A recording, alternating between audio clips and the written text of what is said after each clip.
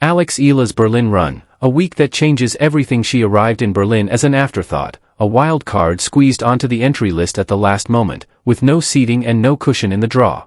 She left as a semi-finalist who had taken down the world number 2 and the world number 8 on consecutive days, reached the final four of a WTA 500 event, and banked more ranking points in 7 days than in any other week of her career.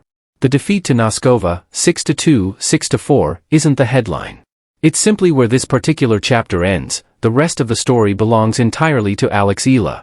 Let's go back to the start, because what she did this week deserves to be laid out in full. Eala touched down in Berlin on Saturday night, having had just 4 days to recover after Queen's Club, her name added to the field as a wild card with zero protection in the bracket. Her opener was against Donna Vekic, the newly crowned Queen's Club champion, riding the high of a title won only days before. Vekic broke serve early, jumped out 2-0, and generated 12 breakpoint chances over the course of the match. Eala fended off every single one, including 4 straight breakpoints while serving for the win. She closed it out 7-5, 6-4, firing 8 aces along the way. Afterward she said simply that she told herself her opponent was fighting, but so was she. That line ended up capturing the entire week. Round 2 brought Elena Rybakina, the world number 2, a Wimbledon and Australian Open champion who had beaten Eala on clay in Rome just 5 weeks earlier, breaking her serve 4 times in that match. Rybakina opened with an ace, surged to a 4-1 lead, and looked every bit the favorite everyone expected her to be.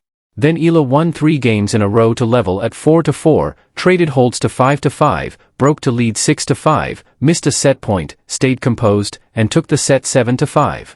In the second set she built a 4-2 cushion before serving for the biggest win of her career, and immediately fell into a 0-40 hole. 3 breakpoints, with everything on the line against the world's second-best player. She saved all 3, sealing the match 6-4 with 8 aces total and a defense that held up under maximum pressure. The quarterfinal pitted her against Elena Svitolina, world number 8, a player with over a decade at the top of the sport and Grand Slam semi-final pedigree. Eala broke her 5 times, raced to 4-1 in the first set, weathered a brief comeback to 4-3, broke right back, and shut the door at 6-3. The second set followed the same script, controlled and relentless, closing 6-4, with 19 winners against just 9 unforced errors. It wasn't the flashiest performance of the week, but it was the most complete. She called it afterward the hardest moment of the match, saying she had to pull together everything she had left mentally to get through it. 3 matches. 3 opponents ranked in the top 8 or freshly titled. A Queen's Club champion, a world number 2, a world number 8, all beaten by a wild card inside 4 days. Then came the semi-final against Linda Noskova, the 21-year-old Czech sitting at world number 13, who had blitzed through the tournament without dropping a set and with 20 aces already to her name. Their last meeting, at Indian Wells in March, had been a rout, Noskova winning 6-2, 6-0 in under an hour. Rain pushed back the Berlin semi-final, and the slower, colder court suited Noskova's game perfectly. Her return pressure early in sets, the tool she uses to build a lead before opponents settle in, worked exactly as designed. Eala couldn't find her timing on the sluggish surface, and the first set slipped away 6-2, no real contest. But the second set told a different story. Eala adjusted. New balls helped her rhythm return, and she ripped off 3 straight games to lead 4-3, her best stretch of tennis all match, and suddenly a real threat. The crowd sensed it. Noskova clearly felt it too. And in that moment, with Eala surging, Noskova did what top players do, she didn't flinch. She broke back to level at 4-4, held for 5-4, and closed out the match in the next game. Final time, 1 hour 9 minutes.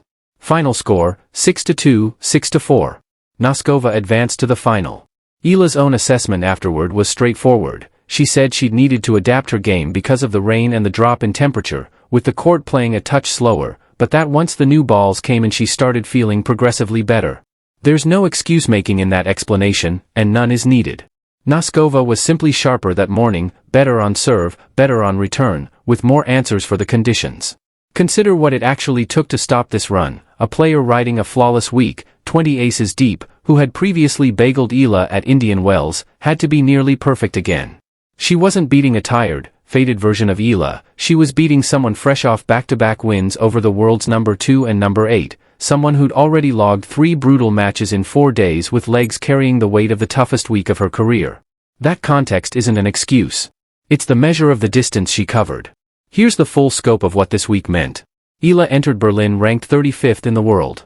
She leaves having beaten players ranked number 2 and number 8 in the same tournament.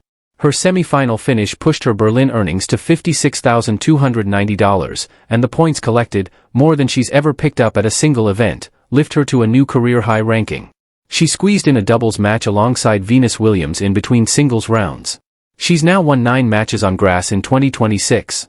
She's 21 years old, the same player who was ranked 500th in the world when she turned pro back in 2020, and she just reached a WTA 500 semifinal as a wild card by beating the second-best player on the planet to get there. What she built this week doesn't vanish because Noskova played the better tennis on a rain-delayed Saturday morning. It stays with her, in muscle memory, in nerve, in belief. When she steps onto the grass at the All England Club for her first Wimbledon main draw of 2026, she'll know she's already done the hardest version of this, already stared down the world number 2 and held firm, already clawed back from 0 to 40 while serving for the biggest win of her life, already fought from a set down against someone who had crushed her months prior and turned it into a genuine fight. That's the Alex Eala walking into Wimbledon on June 29th. Not a feel-good story. Not a name people are just learning. A career high-ranked, battle-tested player who spent the week before the tournament beating the second-best woman in the world. Noskova ended the run.